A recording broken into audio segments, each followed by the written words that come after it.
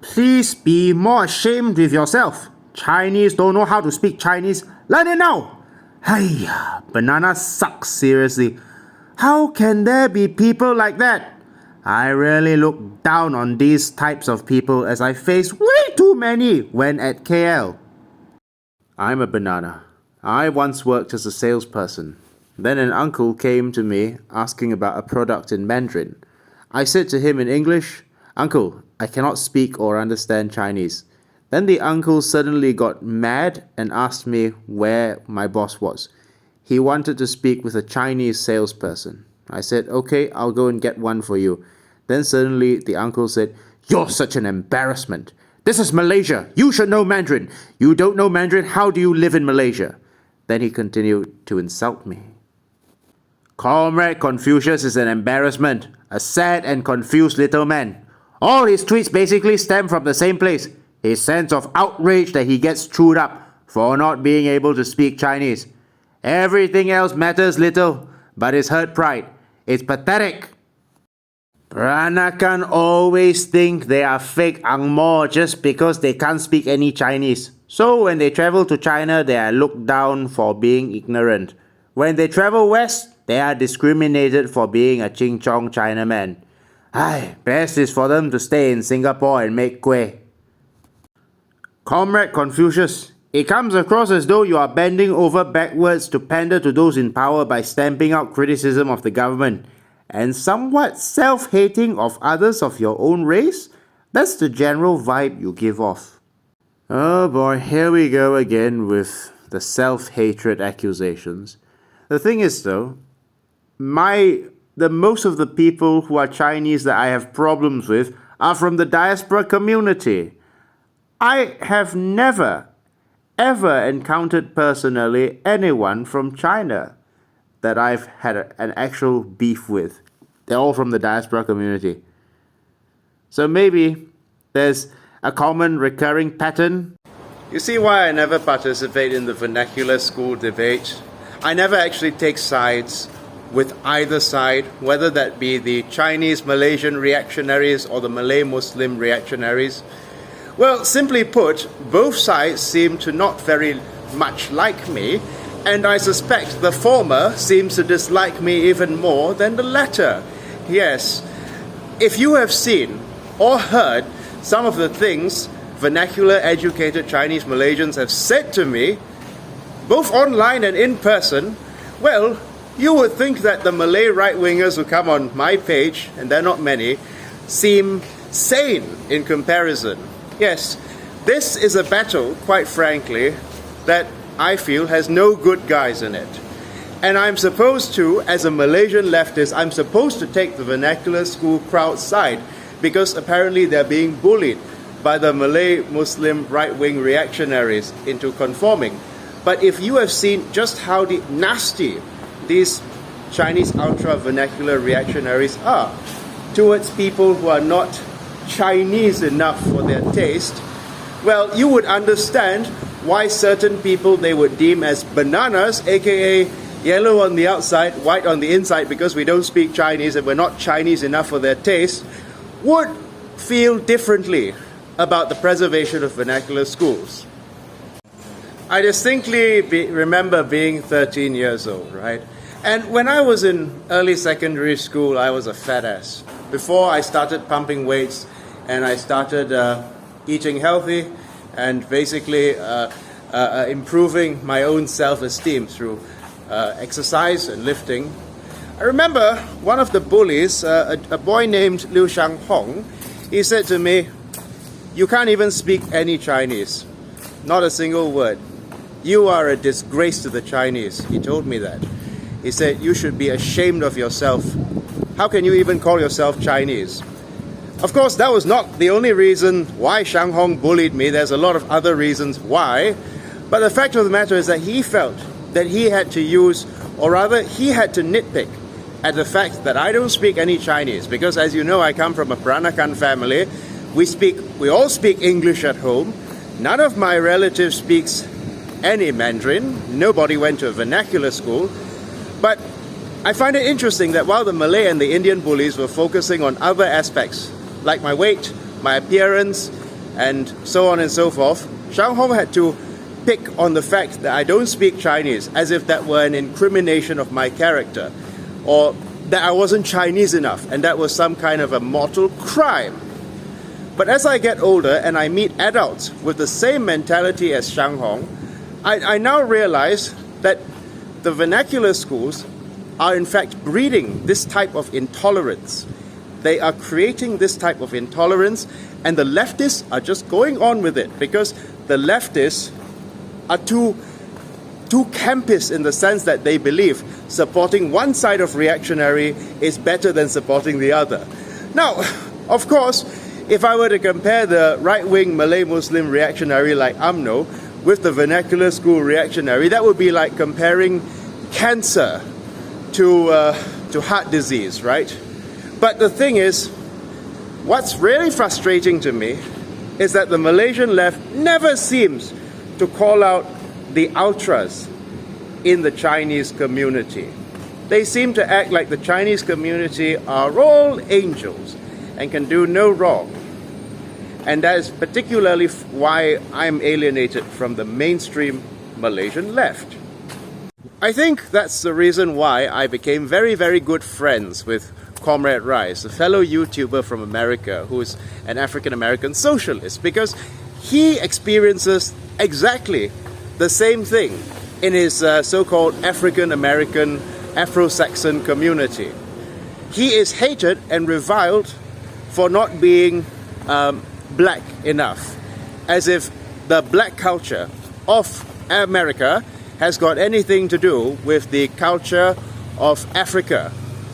You know, Africa is a wide continent, but the point is, we became very good friends because our experiences and the oikophobia we developed is a result from being alienated by our own communities who claim that we should all have racial solidarity, but will throw people under the bus if they don't fit the criteria of a good person or a good mold of a person from that community, you know.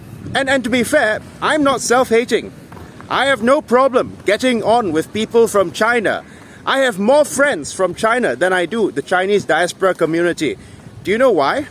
Because when I meet someone from the Chinese diaspora, I'm seen as a broken object, a defective thing. Not as an individual with a unique personality, but a defective object that has failed to live up to their standards of what a real Chinese person is supposed to be. I'm a degenerate to them. But when I deal with people from China, they view me as an individual, not as a banana, a fake Chinese, a traitor to the Chinese race. I'm seen as an individual. So I can more easily be friends with people from China than I can with the ultras of the Chinese diaspora community. Now, do I have a problem with everyone in the Chinese diaspora? I don't have a problem with people who are respectful, who can tolerate differences, who can treat people with courtesy and respect and kindness. I have no problem with that at all. But the fact of the matter is that you can't blame the majority. You can't blame the whites of America, you can't blame the Malays, you can't blame the majority for a spirit of intolerance in the chauvinistic Chinese cultural purist diaspora, which would exist regardless of whether there was discrimination against Chinese people or not. And if you think about it logically, like my friend Ken was saying, Comrade Rice was saying, if these people really were serious about protecting the welfare of their racial communities, why would they cannibalize their own? Like, you know, say what you want about Zionists, I do not like Zionists, but Zionists do not make a distinction whether you speak Hebrew or not. Zionists will still stick up for you, regardless of whether you speak Hebrew, as long as you're Jewish. In that case, the Zionists are actually less hypocritical than these Afro-Saxon reactionaries or Chinese ultra-reactionaries. Because quite frankly, just like my friend is more likely to be attacked verbally by another African-American person, I'm more likely to be attacked verbally by another Chinese diaspora person, even though I'm not a Chinese diaspora person, because I'm a Peranakan. I've been here for hundreds of years, but apparently if you don't fit into the mold of their society, well, you are a degenerate. If you have a Chinese face but you don't act Chinese enough for their taste, you are a degenerate for many of these people. So yeah, you see why I never participate in the vernacular school debate. Because having been the recipient firsthand of vernacular school hatred, I am not convinced that those places are actually going to create a cohesive society where we can all get along and not look down on each other. Because I can be friends with someone from a vernacular school. I can. But the problem is many people from vernacular schools cannot be friends with anyone they deem a banana, because the banana is beneath them. Someone who's not Chinese enough for their taste is beneath them. It's beneath their dignity to be friends with them, you see. And it's because of this mentality that they've developed, because of a rising China. If we lived during the century of humiliation, they would not have this mentality. But because of the fact that China is again a superpower, is again strong, as it used to be, you see many of these so-called Huanghans, or little pigs, rising up and claiming that Chinese culture is the only culture that matters. And that, well, if you have a Chinese face, but you're not Chinese enough for their taste, you are a disgrace. And the chauvinistic attitude only came about really as a result of China's rise to power again. Because if they lived during the century of humiliation, they would be very embarrassed to be associated with being Chinese. But now, because China has risen again, suddenly they want to claim that they are more Chinese even than people in China, some of them. And they think that, you know, anybody who doesn't conform to their particular mold, who has a Chinese face but doesn't conform to their particular mold, is an enemy. Someone who needs to be treated like an enemy. And this, I am sorry to say, is a mentality that's got nothing to do with the Malays. It's a mentality that arose as a result of chauvinism that came about because of China's rise, right? I'm not blaming China for lifting itself out of poverty, by the way, as it should. You think I don't know what goes on in the vernacular schools? I taught in Chonghua for a year in an attempt to learn some Chinese. Well, to know what people say about me behind my backs. You think I didn't feel the hostility from the fellow academic administrators? You think that there is no hostility to people who don't fit their mold? Of course there is. There are lots of great people in those schools, but unfortunately, the fact of the matter is, like I said, vernacular schools are an outmoded form of schooling because they were already withering away. This is very unpopular, but listen to me. They were already withering away in the 1950s because of cohesive national schools with very high standards.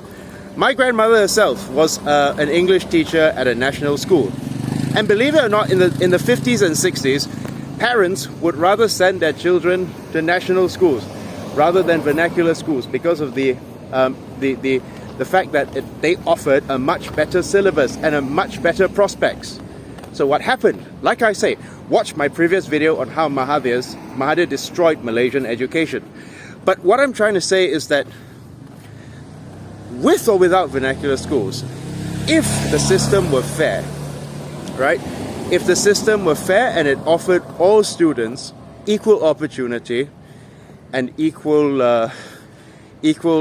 opportunity and basically fair treatment, and all cultures were respected, they would have no reason to exist. They would become obsolete because, well, all of us would basically form just one cohesive Malaysian identity. But unfortunately, the fact of the matter is that it was Mahathir who breathed the kiss of life into vernacular schools, and it is the Malay right-wing reactionaries who ironically keep vernacular schools on life support, you see. So the fact of the matter is that vernacular schools in a society that is fair. I mean that treats everyone with respect and ensures everyone's rights and dignity. Having your own schools with your own language is obsolete. It's not necessary.